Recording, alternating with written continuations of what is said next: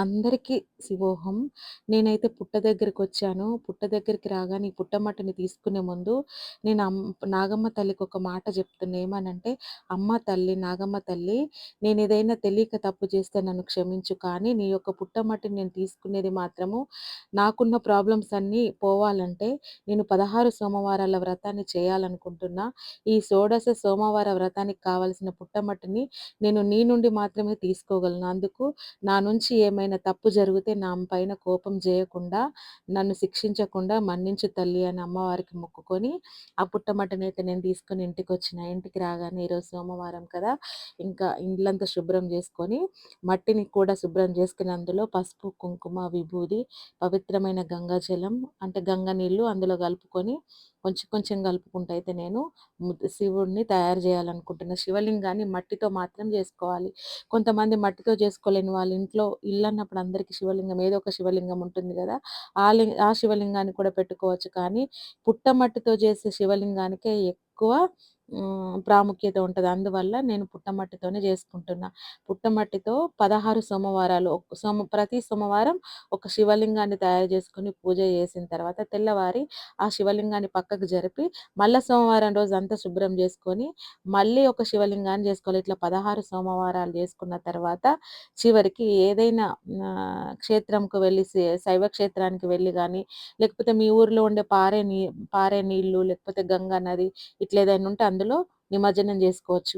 ఒక్కొక్కళ్ళు ఏ రోజుది ఆ రోజు కూడా చేసుకుంటారు తెల్లవారి. కానీ నేనైతే హైదరాబాద్‌లో ఉంటాను కాబట్టి పారే నీళ్ళు, పవిత్ర జలం ఉండదు కాబట్టి ఏదైనా మంచి స్థలానికి వెళ్ళినప్పుడు అక్కడ నేను గంగా నదిలో కలపాలనుకుంటున్నా. అందుకని నేను ఈరోజు ఆహ్, ఈ షోడశ సోమవార వ్రతాన్నయితే జేస్తున్నా. ఇది ఎందుకు జేయాలి అనంటే ఆహ్, పార్వతీదేవి అంతటిదే శివుణ్ణి భర్తగా పొందగోరి ఈ 16 సోమవారాల వ్రతాన్ని జేసిందంట. అయినా సరే ఒకరోజు పార్వతీదేవి శివుడి దగ్గరికి వెళ్లి ఏమని అడిగిందంటే, "నీకు చాలామంది భక్తులుంటారు గదా! వాళ్ళు చాలా చాలా ప్రాబ్లమ్స్ బాధపడుతూ ఉంటారు. అందువల్ల వాళ్ళకు నీ కోసం పూజ చేయాలంటే చాలా ఖర్చుతో కూడుకున్న పని గదా!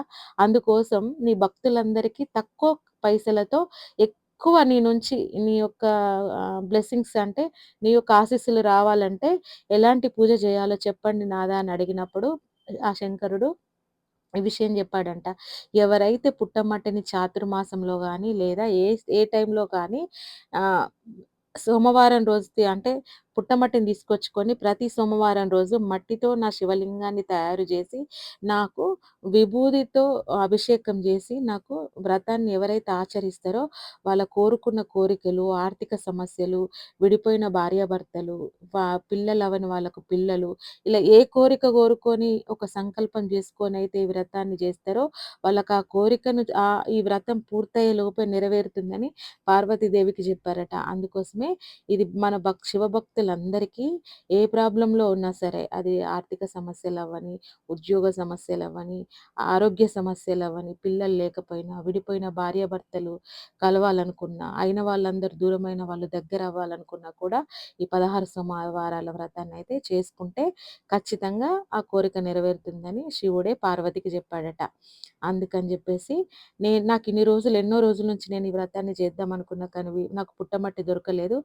బై గాడ్ గ్రేస్ ఏంటంటే నాకు ఈ శ్రావణ మాసంలో దొరికింది. నేనైతే పుట్టమట్టిని తీసుకొచ్చుకొని శివలింగాన్ని తయారు చేసుకొని మారేడాకులను తీసుకొచ్చుకున్నా. మారేడాకులు కూడా అన్ని రకాల పూలు అన్నీ ఇల్లంతా శుభ్రం చేసుకొనైతే నేను వ్రతాన్నయితే స్టార్ట్ చేస్తున్నా. ఇంకొక ముఖ్య విషయం ఏం చెప్పాలంటే శివుడికిష్టమైన ప్రసాదం ఏంటంటే దొడ్డు రవ్వ ఉంటుంది కదా! గోధుమ రవ్వ దొడ్డుది తీసుకొని అందులో మీ ఇష్టం పాలు కూడా వేసుకోవచ్చు. మనం ఉప్మా ఎట్లా చేసుకుంటామో అట్లా చేసుకొని బెల్లం వేసి అందులోనే నెయ్యి వేసి అన్నవరం ప్రసాదం ఎలా అయితే ఉంటుందో అలాంటి టేస్ట్‌తోనే ఉప్మా రవ్వతో అలాంటి ప్రసాదాన్ని చేసి ఇక్కడ శివుడికి పెట్టి ఆ తర్వాత దాన్ని 3 భాగాలుగా చేసి మొదటి భాగాన్ని ఎక్కడైనా గోవులుంటాయి గదా!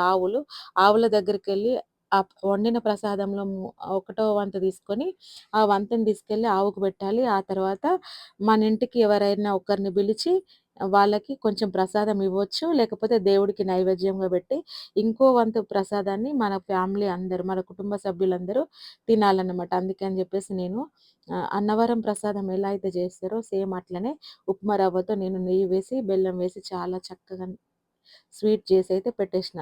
మంచి ప్రసాదం తయారు జేసిన. అంటే ఈరోజే ఫస్ట్ గదా! నేను హడావిడిగా తొందరలో చేస్తున్నా. అందరూ పొద్దున జేసుకోవచ్చా? సాయంత్రం జేసుకోవచ్చా? అని అనుకుంటారు. శివుడి పూజ ఎప్పుడైనా సరే పొద్దున కంటే సాయంత్రం వేళలోనే మంచిది. ఎందుకంటే ప్రదోష కాలం ఉంటుంది గదా! 7:30 లోపు సాయంత్రం 6 గంటల నుంచి 7:30 లోపు మీ ఇష్టం. 5:30 నుంచైనా జేసుకోవచ్చు. కానీ 7:30 లోపు మాత్రమే జేసుకోవాలి. ఇది ప్రదోష కాలం గదా! ఈ ప్రదోష కాలంలో జేసే పూజ శివుడికి చాలా ఇష్టమైన పూజ. పొద్దున్నుంచి ఉపవాసం ఉండొచ్చా? లేకపోతే ఆహ్, చేయొచ్చా అంటే మనకున్న ఆరోగ్య సమస్యని బట్టి ఉపవాసం ఉండాలా? ఉండకూడదా? అనేది మీ ఇష్టం. ఎందుకంటే దా మనకున్న ఆరోగ్య సమస్య మనకే తెలుసు గాబట్టి దాన్ని బట్టి మీరు మార్నింగ్ కొంచెం ఏదైనా పాలు అలా తీసుకొని ఆఫ్టర్‌నూన్‌కి ఏదైనా ఫ్రూట్స్ తీసుకొని కూడా ఉపవాసాన్నయితే ఉండొచ్చు. అది మన ఇష్టమనమాట. ఇంకా ముఖ్యంగా ఉప్పు లేని పదార్థమే తినమని అంటారు ఈ పూజకి. కానీ నాకున్న ఆరోగ్య సమస్య ప్రకారం నాకు లో బీపీ ఉంటుంది కాబట్టి నేను ఉప్పు లేకుండా తినలేను. అందుకని జెప్పేసి నేను దేవుడికే సంకల్పం జెప్పేసుకున్న. దేవుడు కూడా ఏం జేస్తాడు మన ఆరోగ్యం పాడవకుండా భక్తి శ్రద్ధలతో పూజ చేయమంటారు. అందుకని జెప్పేసి నేను ఉప్పున్న ఆహారం తీసుకుంటూనే పూజ జేస్తున్నా. ఇంకా ప్రసాదాన్ని దేవుడికైతే సమర్పించుకుంటున్నా. ఈ పూజని ఎవరైనా జేసుకోవచ్చు. ఆ చిన్న పిల్లలు, మగవాళ్ళు, పెళ్లి గాని వాళ్ళు, బ్రహ్మచారులు వీళ్ళు జేసుకుంటే ఏమైతదంటే పెళ్లి గాని పిల్లలు జేసుకుంటే మంచి మొగుడొస్తాడంట. మగ పిల్లలకైతే మంచి పెళ్ళామొస్తదంట. అందుకని జెప్పేసి 16 వారాల సోమవార వ్రతం అయితే ఖచ్చితంగా జేసుకోండి. నేనైతే మంచి సంకల్పం జేసుకున్నాను. నేను ఏ కోరికైతే కోరుకున్నానో ఆ కోరిక నెరవేరాలి. నాకు ఈ ఫైనాన్షియల్ ప్రాబ్లమ్స్ ఉండగూడదు. వాళ్ళందరూ నాకు దగ్గరగా ఉండాలి. నన్ను వదిలి వెళ్ళగూడదు. నేను కోరుకునేది ఇంతే గదా! ఏ అమ్మాయైనా తన కుటుంబం తనతోనే ఉండాలి అనుకుంటుంది గదా! ఆ కోరికను నేను కోరుకున్నాను. నేనైతే మంచి సంకల్పం అయితే దేవుడికి చెప్పుకున్నా. అన్నీ అందరితో చెప్పుకోలేము గదా! దేవుడి దగ్గరే నేనింకా నా సంకల్పాన్ని రాసి గూడా పెట్టుకున్నా. మీరు కూడా మీకే సమస్య ఉన్నా సరే అయినా మీకొక విషయం చెప్పనా? శివుడినడిగితే కాదనడు. ఎందుకంటే బోలా శంకరుడు గదా! మనకు ఇప్పుడు ప్రాబ్లమొచ్చింది శివయ్య.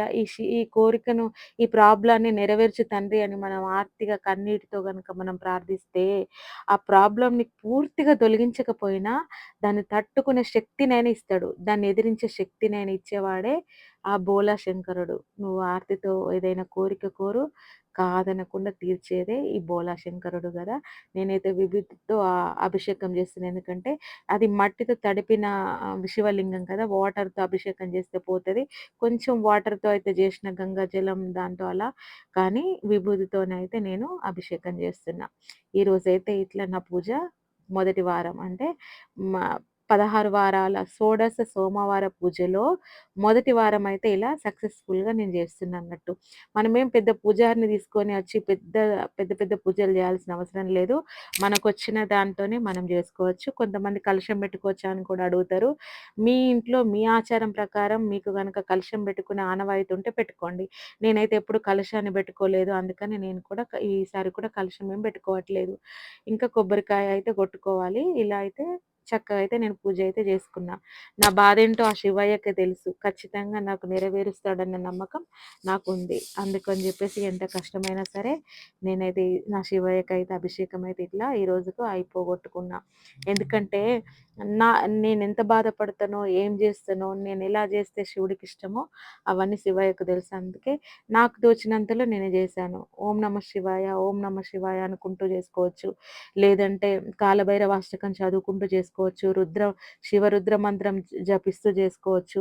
లింగాష్టకం జపిస్తూ చేసుకోవచ్చు. ఏది లేకపోతే లలితమ్మను కూడా లలితా పారాయణం జేసుకుంటూ కూడా ఈ పూజనైతే చేసుకోవచ్చు. ఇంకా ముఖ్యంగా అర్ఘ్యం కూడా ఇవ్వాలి. ఎందుకంటే 8 సార్లు అర్ఘ్యం ఇవ్వాలి. 8 సార్లు ఎందుకంటే శివయ్యకు 4 సార్లు అర్ఘ్యం అంటే ఇట్లా చేతిలో నీళ్లు పోసుకొని కిందికి వదలడమే. శివుడికి 4 సార్లు, పార్వతమ్మకు ఒక్కసారి, కుమారస్వామికి ఒక్కసారి, గణపయ్యకు ఒక్కసారి, ఆ తర్వాత చండీశ్వరునికి ఒక్కసారి మొత్తం 8 సార్లు అర్ఘ్యం అయితే ఇవ్వాలి. ఇచ్చిన తర్వాత ధూపం, దీపం, వస్త్రం అన్నీ పుష్పం, ఫలం 5 రకాలుగా సమర్పయామి జేసుకోవాలి. చేసుకున్న తర్వాత ఇలా నా శివయ్యను తమలపాకులో కూర్చోబెట్టేసిన మంచిగా మల్లెపూలతో, చామంతి పూలతో, తర్వాత గులాబీ పూలతో అలంకరించుకొని మారేడు దళాన్ని పెట్టి నా శివయ్యనైతే నాకున్న ప్రాబ్లమ్ జెప్పి, నాకేం గావాలో, నాకే కోరిక కోరితే నువ్వు నెరవేరుస్తావు తండ్రి. నాకు గావాల్సిందేదో నేను కోరకపోయినా, నాకేం గావాలో నీకు తెలుసు గాబట్టి నువ్విస్తావన్న నమ్మకంతోనే నీకు ఈ 16 సోమవారాల వ్రతాన్నయితే జేస్తున్నా అని జెప్పుకుంటూ ఇలా జేశాను. చూసారా? చక్కగా నేను దీపం బెట్టిన ఆ దీపం యొక్క కాంతి నీడ అమ్మవారి పాదాల దగ్గర, అయ్యవారి పాదాల దగ్గర ఎలా ప్రతిబింబిస్తుందో చూసారు గదా! చక్కగా అనిపిస్తుంది. అంటే వాళ్ళ పాదాల చెంత పెట్టినట్టే అనిపిస్తుంది. నాకు నా ఈ 16 సోమవారాల వ్రతానికి కావాల్సినయేంటంటే శివపార్వతుల ఫోటో. ఎందుకంటే శివపార్వతుల ఫోటో పెట్టిన తర్వాతనే మట్టితో చేసిన శివలింగాన్ని ఇట్లా నేనైతే కూర్చోబెట్టుకున్నా. ఇంకా ఏమేం కావాలంటే బిల్వపత్రాలు, అదే మారేడు దళం ఉంటుంది కదా, ఆ బిల్వపత్రాలు. ఆ తర్వాత విభూది పౌడర్ దొరుకుతుంది పూజ సామాగ్రి స్టోర్స్లలో. విభూది ఉండతో కూడా పొడి కొట్టుకొని పోసుకోవచ్చు, మనకి పౌడర్ కూడా దొరుకుతుంది. నేనైతే పౌడర్ తీసుకొచ్చుకున్న తర్వాత పుట్టమన్ను, ముఖ్యంగా ఏ మట్టితోనైనా శివలింగం చేసుకోవచ్చు అని చెప్తారు, కానీ పుట్టమన్నుతో చేస్తేనే ఇంకా మంచిది అన్నట్టు. అందుకని చెప్పేసి అయితే నేను పాముల పుట్టు ఉంటుంది కదా, పుట్ట దగ్గరికి వెళ్ళి పుట్టమట్టిని అయితే నాగమ్మకు నా తప్పును క్షమించు, నా అవసరానికి నేను పుట్టమట్టిని ముడుతున్నా అని చెప్పేసి అయితే పుట్టమన్నుని తీసుకొని రావడం అయితే జరిగింది. ఇట్లా శివపార్వతుల ఫోటో ఎవరింట్లో అయినా ఉంటుంది కదా, ఎవరింట్లో లేకపోతే ఒక జిరాక్స్ అయినా పెట్టుకోవచ్చు. అది కూడా లేదంటారా, ఫోన్లో మనము గూగుల్లోకి వెళ్ళి ఇమేజ్ డౌన్లోడ్ చేసుకొని కూడా పెట్టుకోవచ్చు. ఇట్లా అయితే నాకైతే సింగిల్గా లేదు, అందరు దేవతలు కలిసి ఒకే దాంట్లో ఉన్నారు, అందువల్ల దాన్ని తీసుకుని. చూసారా పుట్ట ఎంత బాగుందో. ఈ నాగమ్మ తల్లి దగ్గరికి వెళ్ళి ఆ పుట్టమట్టిని అయితే నేను తీసుకొచ్చుకున్నా. 16 సోమవారాలకు సరిపడ ఒకేసారి తీసుకొచ్చుకున్నాను, ఎందుకంటే ప్రతిసారి వెళ్ళడానికి వీలవుతుంది కదా, అందుకని చెప్పేసి 16 సోమవారాలకు సరిపడా ఇలా నేను తీసుకొచ్చి